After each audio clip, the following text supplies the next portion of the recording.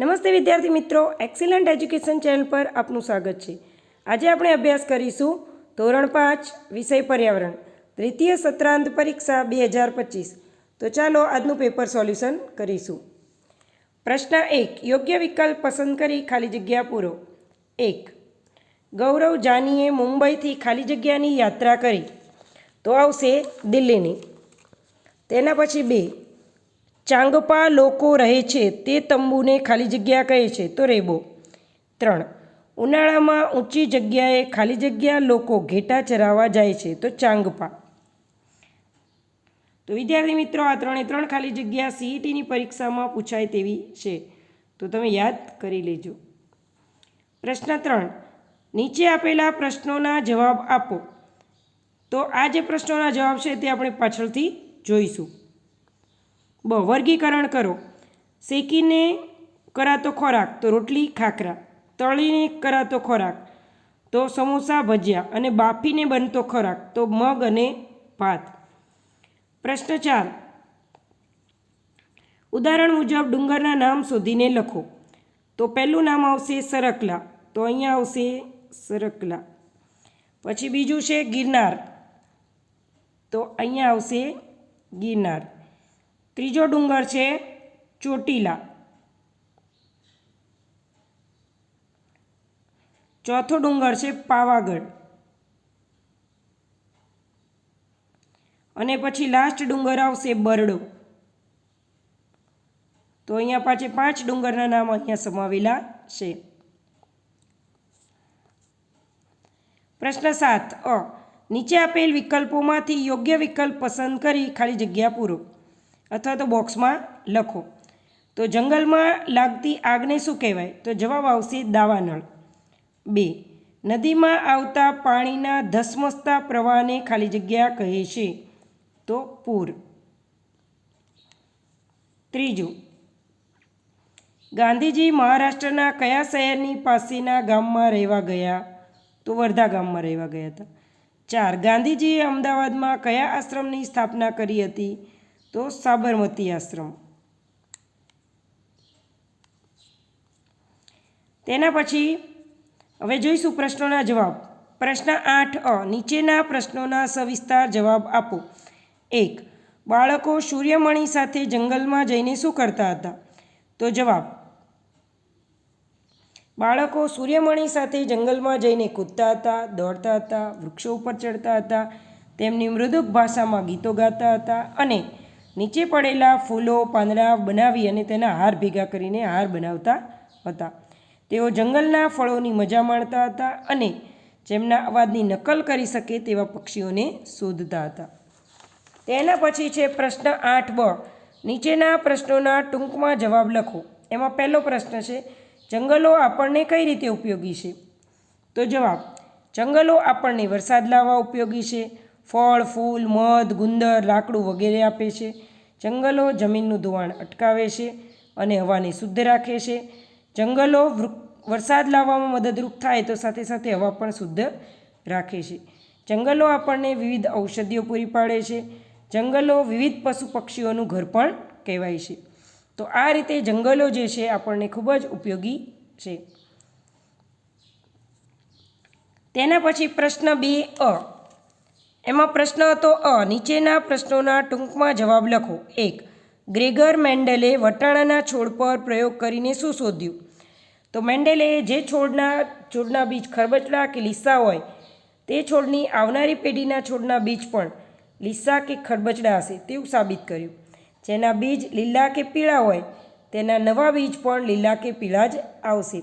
એટલે કે આવનારી પેઢીના વટાણાના છોડ લીસી જ ધરાવતા હશે તેવું મેન્ડેલે દર્શાવ્યું, અને આવનાર પેઢીના વટાણાના છોડમાં પીળા બીજના છોડ વધુ હશે તેવું પણ સાબિત કર્યું।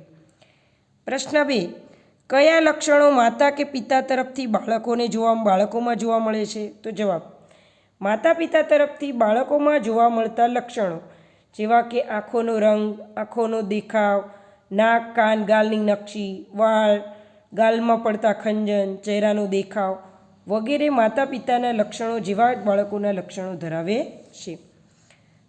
તેના પછી તેમાં ત્રીજું છે પ્રશ્ન 3, નીચેના પ્રશ્નોના ટૂંકમાં જવાબ લખો. એમાં પ્રશ્ન 1, તમે ફૂંકનો ઉપયોગ કયા કયા કામ માટે કરશો? જવાબ: ફૂંકનો ઉપયોગ ચૂલો સળગાવવા માટે, વાંસળી કે સીટી વગાડવા માટે, ગરમ વસ્તુને ઠંડી કરવા માટે, ચૂલામાં અગ્નિ સળગાવવા માટે, ફુગ્ગો ખુલાવવા માટે, મીણબત્તી ઓલવવા માટે. કોઈની બર્થડે હોય તો બર્થડે સેલિબ્રેશન વખતે આપણે મીણબત્તી ઓલવીએ છીએ, ત્યારે પણ ફૂંક મારવામાં આવે છે. તો વગેરે કામ માટે આપણે ફૂંકનો ઉપયોગ કરીએ છીએ. પ્રશ્ન 2, વધુ ગરમ વસ્તુ ખાવાથી શું થાય? તો જવાબ: વધુ પડતી ગરમ વસ્તુ ખાવાથી જીભ દાઝી જાય છે, ગળામાં બળતરા થાય છે અને ઘણીવાર જીભ પર ચાંદા પર પડે છે. તેના પછી છે પ્રશ્ન 5, નીચેના પ્રશ્નોના ટૂંકમાં જવાબ લખો. તેમાં પ્રશ્ન 1 છે, તમારા ઘરનું છાપરું કેવું છે? છાપરું કયા કામ માટે ઉપયોગમાં લેવાય છે? જવાબ: મારા ઘરનું છાપરું તો પ્લાસ્ટિકનું છે, પરંતુ અમારું જે ગામડાનું ઘર છે તેનું છાપરું રેતી, સિમેન્ટ, કપચી વગેરેનું બનેલું છે. છાપરાનો ઉપયોગ તડકા અને વરસાદથી રક્ષણ કરવા માટે થાય છે. ઉપરાંત છાપરા ઉપર ચડીને આપણે પતંગ ચગાવીએ છીએ, ઉનાળામાં કપડાં સૂકવીએ છીએ, ઉનાળામાં છાપરા ઉપર સૂઈએ છીએ, ધાબા ઉપર સૂઈએ છીએ. અનાજ, મુરબ્બા કે બટેકાની વેફર વગેરેને સૂકવવા માટે પણ છાપરાનો ઉપયોગ કરવામાં આવે છે. તેના પછી પ્રશ્ન 6a, નીચેના પ્રશ્નોના ટૂંકમાં જવાબ લખો. 1, દડાથી રમી શકાય તેવી રમતના નામ લખો. તો જવાબ: football, tennis, cricket, volleyball, hockey, basketball વગેરે. 2, ગામમાં રહેતા લોકોએ શા માટે મોટા શહેરમાં આવવું પડે છે? જવાબ: ધંધો રોજગાર મેળવવા, કુટુંબના ઉજ્જવળ ભવિષ્ય માટે, બાળકોને સારું શિક્ષણ આપવા માટે અને સુખ સગવડવાળું જીવન જીવી શકાય તે માટે મોટા શહેરમાં લોકો આવે છે, એટલે કે સ્થળાંતર કરે છે. 3, શેરડીના ખેતરમાં કામ કરતા લોકો શું શું કામ કરશે? જવાબ: શેરડીના ખેતરમાં કામ કરતા લોકો ખૂબ જ મહેનત કરતા હોય છે. સવારે વહેલા ઉઠીને શેરડી કાપે છે, શેરડીના ભારા બાંધે છે અને શેરડીના ભારાને ફેક્ટરી સુધી પહોંચાડવાનું કાર્ય પણ તેઓ કરે છે. પ્રશ્ન 6b, નીચેના પ્રશ્નોના 3-4 વાક્યમાં જવાબ આપો. 1, તમારા ઘરમાં જ્યારે બાકીના સભ્યો કામથી બહાર જાય ત્યારે વૃદ્ધો અને બીમાર સભ્યો માટે તમે શી વ્યવસ્થા કરશો? તો અમારા ઘરમાં વૃદ્ધો અને બીમાર સભ્યોની દેખરેખ રાખવા અને જમવાની વ્યવસ્થા માટે હું ઘરે રોકાઈશ. જો કોઈ બીમાર હશે તો તેને દવાખાને લઈ જઈશ, પગ દબાવી આપીશ, માથું દબાવી આપીશ, તેમને લાકડીના ટેકે ચાલવામાં મદદ પણ કરીશ. 2, કયા કયા કારણોસર લોકો સ્થળાંતર કરે છે? તો જવાબ: દરેક વ્યક્તિ પોતાના કુટુંબના ઉજ્જવળ ભવિષ્ય માટે, સારા શિક્ષણ માટે, ધંધા રોજગાર માટે વગેરે કાર્ય માટે તે બધા જ લોકો સ્થળાંતર કરે છે. પ્રશ્ન 8b, પ્રશ્ન 7b,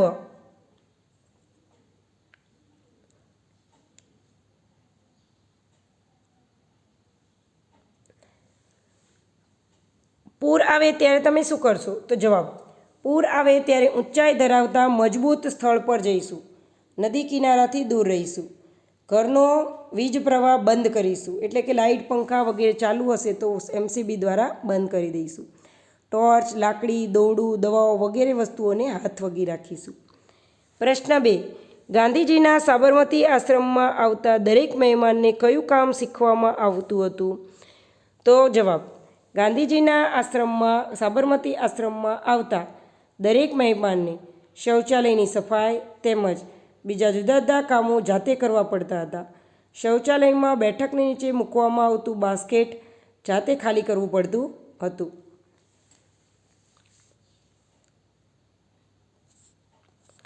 તો વિદ્યાર્થી મિત્રો, આજનો અભ્યાસ પૂર્ણ થાય છે. વિડીયો પસંદ આવ્યો હોય વિડીયોને લાઇક કરજો, તમારા મિત્રોને શેર કરજો, કોમેન્ટ બોક્સમાં કોમેન્ટ જરૂરથી લખજો કે તમને વિડીયો કેવો લાગ્યો. વિડીયોના અંત સુધી રહેવા માટે તમારો આભાર. Thank you.